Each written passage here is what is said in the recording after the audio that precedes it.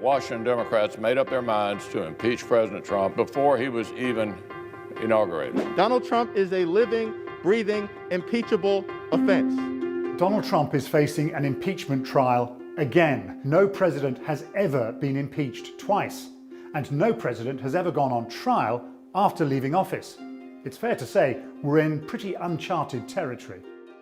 So what's the case against him? Donald Trump is accused of inciting violence against the government. Specifically this, the storming of Congress by thousands of his supporters. But his accusers say you have to go back a couple of months to last November's presidential election. We know there was massive fraud. That was a rigged election. If you count the legal votes, I easily win. Trump lost, but refused to admit it. Not only that, but when the state of Georgia was getting ready to hold a second round of voting to settle two very close Senate races, Mr. Trump is accused of trying to intervene illegally. I only need 11,000 votes. Fellas, I need 11,000 votes. Give me a break.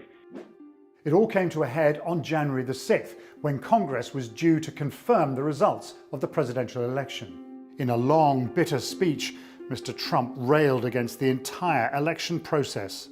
We fight like hell, and if you don't fight like hell, you're not going to have a country anymore. Within minutes of him finishing, some of his supporters were breaking into the Capitol building. But did the president actually incite violence? America's First Amendment, which protects freedom of speech, gives Mr. Trump lots of leeway to say pretty much whatever he wants, short of ordering his supporters to storm the Capitol, which he did not do. I know that everyone here will soon be marching over to the Capitol building to peacefully and patriotically make your voices heard. It'll be up to the Senate's 100 members to decide if Mr. Trump is guilty or not, and the Democrats will need at least 17 Republicans to join them to get a conviction. It's a really tall order. Most Republicans think the trial shouldn't even be happening. This proceeding we are about to enter is unconstitutional. But what if it does go against him?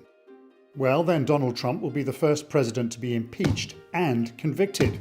He'd almost certainly be barred from ever running for public office again, and he could lose his presidential pension and perks. But what if he wins? The Democrats could still try and find some other way to punish the former president, but to survive impeachment twice in a year would, in the eyes of Mr. Trump's loyal base, represent another victory against an establishment that's just out to get him. A useful platform, perhaps, on which to launch another presidential bid.